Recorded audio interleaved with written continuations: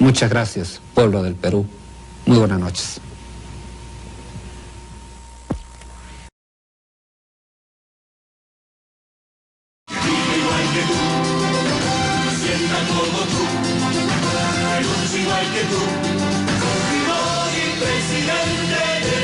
Alberto Fujimori, un presidente como tú.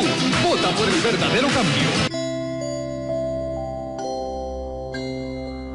Había una vez un candidato presidencial llamado Fujimori. El candidato Fujimori no tenía un plan de gobierno serio, ni en el ámbito económico, ni en el cultural. Su único plan era en seguridad, declarar el estado de emergencia por todos lados.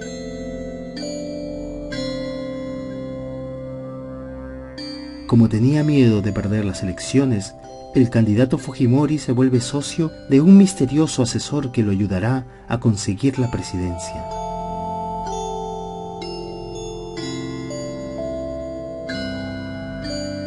La mayoría de peruanos no sabía quién era el asesor, de dónde había salido, ni cómo había llegado al puesto en el que estaba. Alguien recordó que el asesor había sido investigado años atrás, pero nadie escuchó. Poco a poco, el asesor se llenó de poder. Un poder nacido de sus estrechos vínculos con el narcotráfico. Había mucho dinero que nadie sabía de dónde salía. Un día, el mayor narcotraficante del país cayó capturado. En su juicio, el narcotraficante contó que le pagaba $50.000 mensuales al asesor a cambio de que nadie interrumpa sus operaciones clandestinas.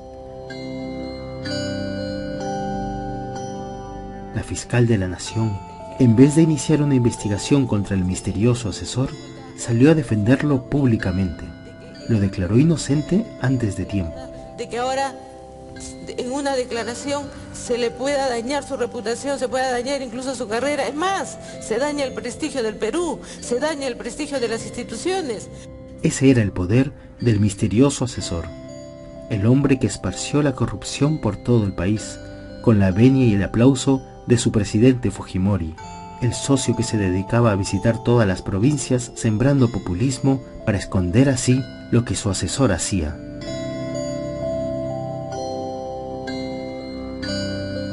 Un día, el país despertó y el asesor y el presidente fueron enjuiciados y encarcelados por sus crímenes.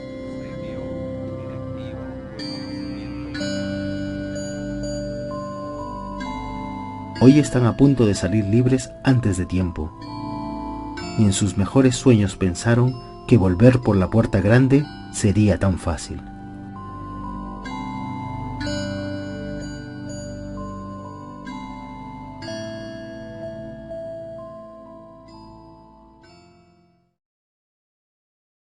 Novoa Peña, segundo vicepresidente Eduardo McBride. Hombres y mujeres en la calle me han dicho con la franqueza que los caracteriza, casi gritando: ¡Chino! ¡Sigue adelante! ¡No retrocedas! ¡Juicio a los corruptos! La CONFIEP fue la única institución de la sociedad civil que publicó un comunicado, una carta pública en el periódico, apoyando a Fujimori.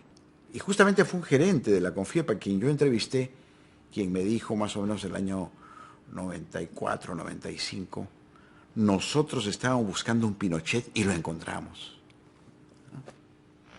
Vamos a dejar que el olor de la podredumbre nos impida respirar. ¡Claro que no! El pueblo peruano no quiere ninguna clase de dictadura. Mucho menos la dictadura que había. La dictadura de los ineptos y de los corruptos. Entonces, a partir de ahí se concentró el poder en la presidencia y se generó un aparato social, ¿no?, que todavía le sirve a Keiko, digamos, ¿no?, de vinculación con los pobres. Se repartían alimentos, se construían colegios, había obras pequeñas que se realizaban. Todo eso lo concentró Fujimori en el Ministerio de la Presidencia, MIPRE. En paralelo, se consolidó el poder de Montesinos, que manejó la policía, el ejército, luego el poder judicial, que también es intervenido en el golpe, ¿no es cierto? Y todo lo que a él le interesa. Él sabía que para mantenerse en el poder y para blindarse, él también tenía que relacionarse con los grandes empresarios, acercarse a los grandes empresarios, ¿no? Yo creo que es uno de los primeros videos, una de las primeras reuniones entre Montesinos y Dionisio Romero Seminario, ¿no? El empresario más poderoso del Perú. Indudablemente la votación es mucho mayor que la que está realizando. Eso es verdad, pero yo solo quiero cuestionar de que no seamos triunfalistas, tengamos una manera de encuentrar nosotros, porque lo que necesitamos es inteligencia. No que nos cojudeen, entonces tenemos que tener la información para ver si vamos bien o vamos mal y qué actuar. Y ojalá que no caigamos en ese triunfalismo. Tenemos la información, la tenemos muy precisa, el tema lo tenemos muy claro, estamos trabajando bien. Montesinos cree que es de fundamental importancia tener el apoyo explícito de los grandes empresarios a la reelección. Y ahí, digamos, uno puede observar claramente cómo Montesinos corteja a Romero, y Romero le dice, bueno, arréglame una serie de problemas, ¿no es cierto? Entonces ahí donde Romero, a cambio de la famosa entrevista que concedió en Expreso, apoyando a la reelección de Fujimori y criticando al entonces alcalde de Lima, Andrade, como contrapartida, Montesinos le hace el favor, acuerdan que haya administradores judiciales de empresas pesqueras que no le pagan al Banco de Crédito, ¿no? Y le arregla el problema. La plena conciencia y su posición ya formal ante nosotros, estar en apoyo, estamos en la trinchera, nosotros defenderíamos, digamos, que eso también se traduzca, digamos, no tanto en el tema del dinero, no tanto de apoyo económico, no. En declaraciones, por ejemplo, que le preguntaran en algún momento, dijeran, ¿y usted qué opina? No sé si ahora debe de continuar en la alcaldía o ser presidente. Entonces uno que no diría, bueno, es un buen alcalde, el pueblo se eligió por 4 años, y ahora estimamos que el señor debe de terminar su mandato, y no debe, como se nuestro, haber sido elegido, habiendo prometido continuar 4 años, porque así prometió, dijo yo. Puedo decirlo, y a mí me lo ha garantizado. Lo ha garantizado, entonces que no va a ser presidente de la República, va a ser alcalde. Entonces, la opinión tuya, en ese sentido, tiene un peso fundamental. Ya tener una coherencia de opinión del empresariado. O sea, en el comercio. En el comercio, puede ser en el comercio, como que se debe ser, o en el expreso. Entonces ahí se ha generado durante 10 años una dictadura, ¿no? Porque devino en eso. Y los ricos se hicieron inmensamente ricos. Y ese poder continúa hasta ahora, con más fuerza todavía, porque no se alteró el modelo económico, se firmaron tratados de libre comercio y se mantuvo básicamente esta idea de que la principal función del Estado es promover las grandes inversiones. No los pequeños y los medianos, los grandes inversionistas. Para ellos, protecciones en los tratados de libre comercio, para ellos contratos de estabilidad jurídica, para ellos vinculación íntima, directa, con el Estado.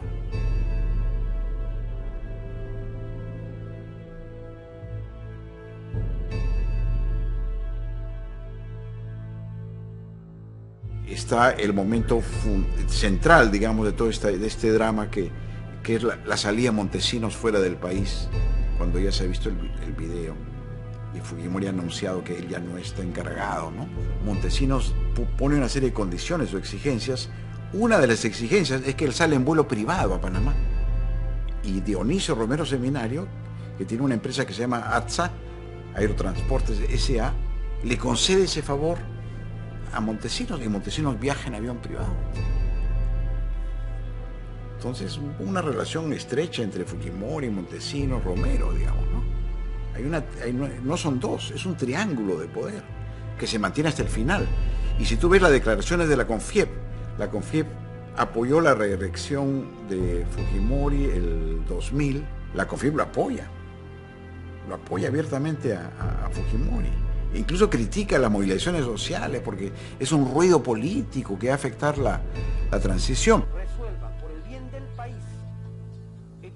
Quien debe cambiar es el gran empresariado. El problema está en la CONFIEP y al interior de este gremio, en el ala dura, ¿no? Este es el sector que más se ha beneficiado del fujimorismo y que en el fondo continúa con esa mentalidad de que, mira, los rivales hay que arrinconarlos y desaparecerlos, hay que sacarlos del camino, ¿no? No son tolerables, son peligrosos. En realidad parecen terroristas, ¿no? Es el mismo lenguaje. Hay protesta minera, es el terrorismo antiminero. Aparece Verónica Mendoza, debe ser terruca, ¿no? No dicen que debe ser terruca y por lo tanto tratada como tal. Hay otro sector empresarial que es más liberal, digamos, que está más dispuesto a escuchar, a negociar, que no se asusta, ¿no? con propuestas, digamos, de generar sistemas de rendición de cuentas, tolerar más, digamos, regímenes más favorables para los trabajadores. De algún modo, políticamente se expresa en esta elección entre el sector Kuczynski, digamos, ¿no? Más dialogante, más dispuesto a entender que hay problemas muy serios en el país, como por ejemplo el agua, ¿no? Y sectores más duros que son atraídos hacia el lado de Keiko Fujimori. Somos un gran equipo. Podemos llegar mucho más lejos. Ese es el reto, el compromiso y la obligación de Fuerza Popular con nuestro país. Muchas gracias.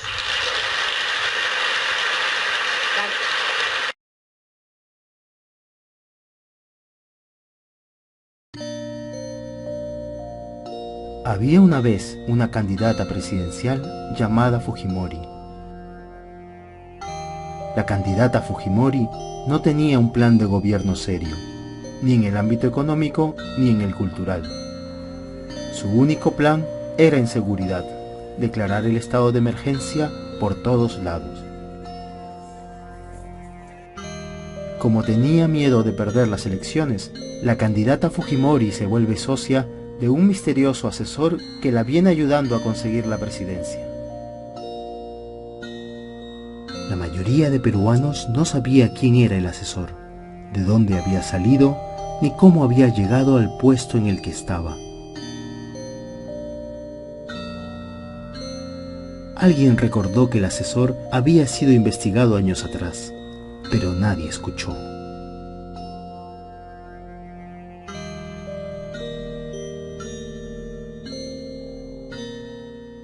Efectivamente, mi experiencia es la política. Tengo 20 años en política. Fui primera dama de la Nación a los 19 años. Hubo un día en que al asesor Vladimiro Montesinos se le descubrió en el mayor acto de vergüenza y corrupción que el país recuerde. ¿Qué hizo su socio, Alberto Fujimori? ¿Hizo un deslinde? No, lo primero que hizo fue defenderlo, darle seguridad. Entre otras cosas, el presidente habló sobre su ex asesor, Vladimiro Montesinos. Se encuentra en Lima, con toda la seguridad que le corresponde, seguridad un poquito mayor que la que tienen los ministros. Hay que ponerle seguridad a ese hombre que ha cometido errores como todo ser humano, pero también ha contribuido a la pacificación del país. ¿Y qué hizo Keiko Fujimori? Estuvo ahí, al lado. Incluso luego de esa vergonzosa conferencia de prensa, subieron los dos, padre e hija, a las rejas de Palacio como si nada pasara. Keiko Fujimori ha absorbido toda la dictadura del padre. Dicen que era muy joven para darse cuenta. ¿Lo era? Año 1992. Golpe de Estado. Masacres de Cantuta y Barrios Altos. Susana Iguchi, su madre, denuncia los malos manejos de la donación de ropa de Japón. Keiko Fujimori tenía 17 años. ¿Era muy niña como para no darse cuenta de lo que sucedía? Año 1994. El Congreso investiga el desfalco de la caja de pensiones militar y policial. 400 millones de soles perdidos. El servicio de inteligencia empieza la persecución contra su madre, Susana Iguchi. ¿Keiko dice algo? No, acepta ser nombrada primera dama. Tenía 19 años. ¿Seguía siendo muy chica como para saber lo que pasaba? Año 1995. Se interviene en las universidades. Se da la ley de amnistía en favor del Grupo Colina. Su madre, Susana Iguchi, denuncia oficialmente su primera tortura. ¿Qué hace Keiko? Había cumplido 20 años. ¿Era muy joven quizás para no cuestionar lo que ocurría? Año 1996. Demetrio Chávez Peñaherrera, alias Vaticano, denuncia a Montesinos en una audiencia. Pero en su siguiente audiencia, Vaticano presenta una extraña conducta. No podía articular una oración completa. Keiko tenía 21 años, demasiado joven quizás para entender lo que pasaba alrededor. Mayo de 1997, Keiko Fujimori termina sus estudios de Administración de Negocios en la Universidad de Boston, estudios pagados con dinero del CIN. Ese mismo mes destituyen a los magistrados que se oponían a la reelección. Empiezan las primeras manifestaciones en todo el país. Los hermanos Winter asumen el control de Canal 2. La libertad de expresión se ve severamente amenazada. Sale a la luz el Plan Octavio, dirigido desde el Servicio de Inteligencia para vigilar y hostigar periodistas. Se descubre también el chuponeo a Pérez de Cuéllar. Aparecen los primeros casos de esterilizaciones forzadas. Y así cada año, cada mes, 98, 99, hasta llegar al 2000. Desde entonces no deja de repetir que solo se cometieron errores, que el Grupo Colina debió haber actuado solo. Pero los crímenes de esa dictadura no fueron solo del Grupo Colina. Julio Salazar Monroe, jefe del CIN, 25 y 35 años por violación a los derechos humanos. Humberto Rosas Bonuccelli, el jefe del CIN, 6 y 4 años. Nicolás Hermosa Ríos, jefe del Ejército, 25 años. Esleván Bello, comandante general de la FAP, 8 años. José Villanueva Ruesta, comandante general del Ejército, 8 y 9 años. Antonio Bárcena, comandante general de la Marina, 6 años. Juan de Anderas, el director de la Policía, 6 años. Federico Hurtado, director de la Policía, 4 años. Luis Salas Guevara, el primer ministro, 3 años suspendido. Carlos Boloña Ver, ministro de Economía, 4 años suspendido. Víctor Hoyguay, ministro de Industria, 10 años. Absalón Vázquez, ministro de Agricultura, 7 años suspendidos. Juan Briones Dávila, ministro del Interior, 10 años. Edgar Solís Cano, viceministro del Interior, 9 años. Blanca Nelia Colán, fiscal de la Nación, 10 años. Víctor Castillo Castillo, presidente de la Corte Suprema, 4 años suspendido. Alipio Montes de Oca, jefe del Jurado Nacional, 4 años suspendidos. José García Marcelo, vocal del Tribunal Constitucional, 5 años. Nelson Reyes Ríos, vocal supremo, 4 años suspendidos. Alejandro Rodríguez Medrano, vocal supremo, 8 años. Adalberto Seminario, vocal supremo, 4 años suspendidos. Rolando Cantón, general del Ejército Peruano, 4 años. Fernando Gamero, jefe de la 7ª Región de la Policía, 3 años suspendidos. Vladimiro Montesinos, 25 años por violación a los derechos humanos. Y varias condenas más por delito contra la administración pública.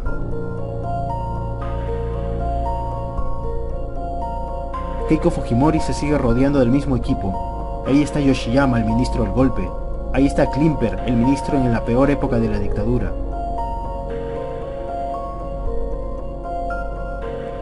No han llegado al poder y ya han amenazado a todos los periodistas que han osado investigarlos. Keiko Fujimori no estuvo al margen de la dictadura, participó de ella, absorbió todas sus artes y todos sus trucos. Keiko Fujimori es la versión más triste y perversa de su padre. Nos toca preguntarnos si somos nosotros la versión triste y sumisa del Perú de los años 90.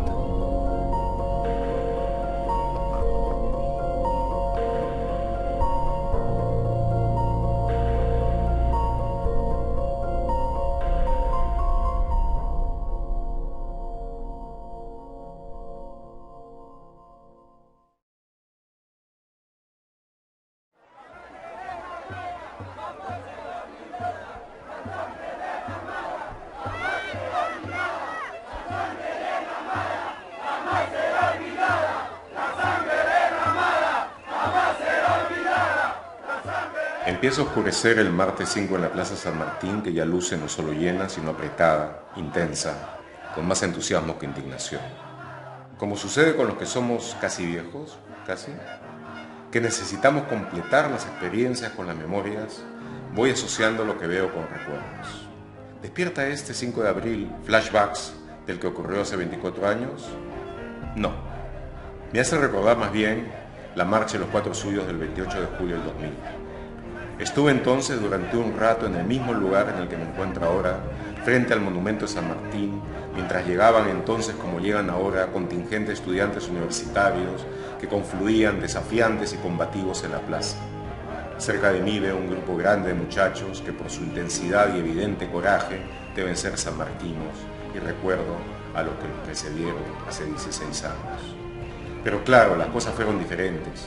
Entonces la policía se había retirado para que los vándalos infiltrados por Montesinos pudieran perpetrar los letales destrozos con los que intentaron criminalizar nuestra movilización.